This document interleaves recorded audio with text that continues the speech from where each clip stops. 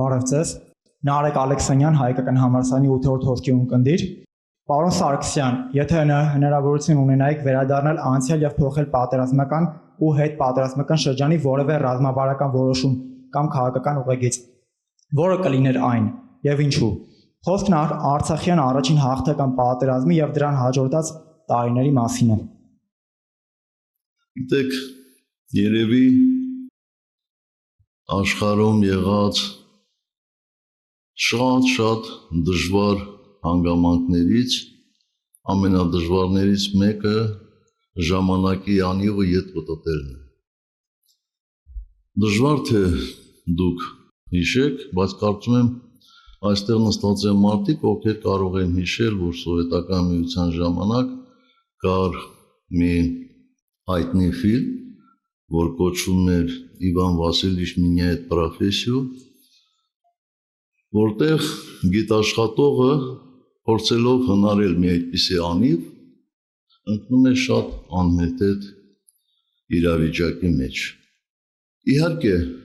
չեմ կարծում, որ իրադարձությունները նույն հերթականությամբ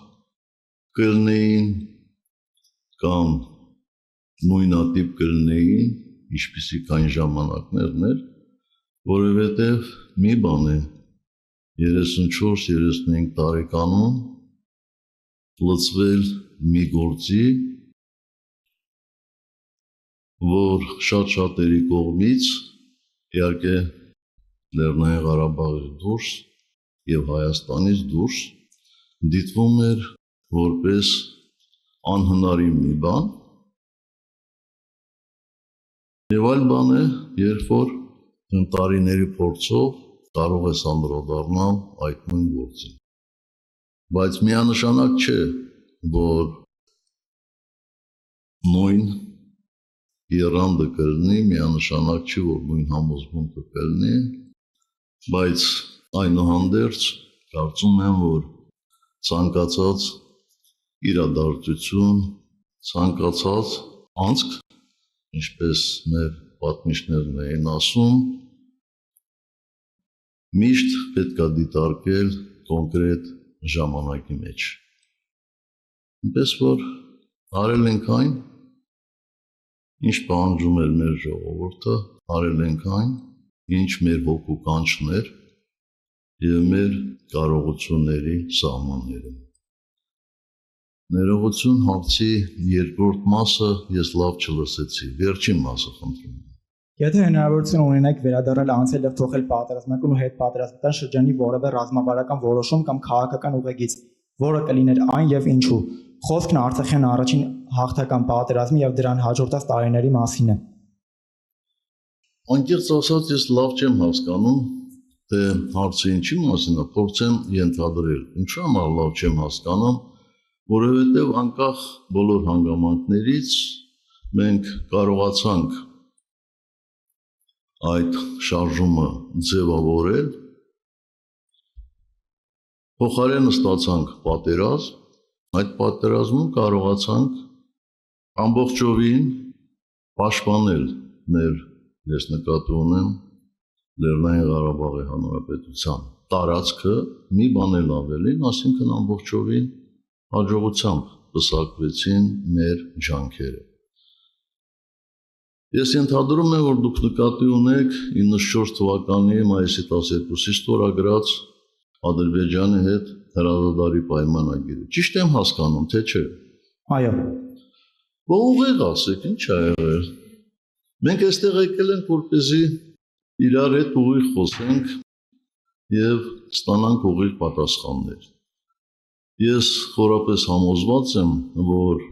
Հայաստանի եւ Արցախի ռազմաքաղաքական ղեկավարությունը շատ ճիշտ որոշում է կայացրել։ Բոլոր նրանք, ովքեր ասում են, որ սխալ էր հրադադար ստորագրելը եւ այլն, իրավիճակին չէին տիրապետում եւ այն ժամանակ եւ դրանից հետո ուղղակի մեծախոսությամբ են երևի տառապում։ Չեմ ուզում ոչ նսեմացնել, ոչ էլ գերագնահատել այդ իրադարձությունները, բայց ուզում եմ ուղղակի մեկ օրինակ բերել, որպեսզի ձեզ համար հասկանալի լինի։ Մենք 93 թվականի դեկտեմբերի 31-ի դրությամբ ունեինք ավելի մեծ տարածք մեր վերահսկողության տակ, քան ենթադրենք 94 թվականի փետրվարին կամ մարտին։ Սա մի հանգամանք։ Երկրորդ հանգամանքը, ավելի ճիշտ հանգամանք չի, օրինակ բերեմ ձեզ, մենք 94 թվականի ապրիլ ամիսներին մեր զրահատեխնիկան Լեռնային Ղարաբաղի մի պաշտպանական շրջանից, մի հատվածից գիշերվա ընթացքում տեղափոխում էինք մեկ այլ հատված, որպեսզի հակառակորդին ցույց տանք, թե ինչքան շատ զրահատեխնիկա ունենք մենք։ Ասածս հետևյալն է, որ տևական ռազմական գործողություններից հետո, պատերազմից հետո մեր ուժերն էլ այդքան շատ չէին։ Բայց կա շատ ավելի կարևոր հանգամանք։ Ասում են չդադարեցնեինք, լավ, չէինք դադարեցնում, որը պետք է լիներ նպատակը։ Այսինքն մենք պետք է հասնեինք Բաքվու, գերի վերցնեինք Ադրբեջանի ղեկավարությանը եւ ասեինք ճանաչեք, ինչ եք կարծում, մենք ունեինք այդպիսի հնարավորություններ։ Երկրորդ հանգամանքը կա։ Կարևորը ռազմական գործողությունների ժամանակ տարածք գրավելը չէ, որտեղ տարածք գրավելուց հետո անհրաժեշտություն կա այդ տարածքը պահել։ Մենք ի վիճակի էինք այդ մեծ ռազմաճակատի գիծը 2-3 անգամ էլ մեծացնեինք ու էլի, այսպես ասեմ, ամուր պաշտպանեինք։ Ոչ, իհարկե ոչ։ Վերջը նույնիսկ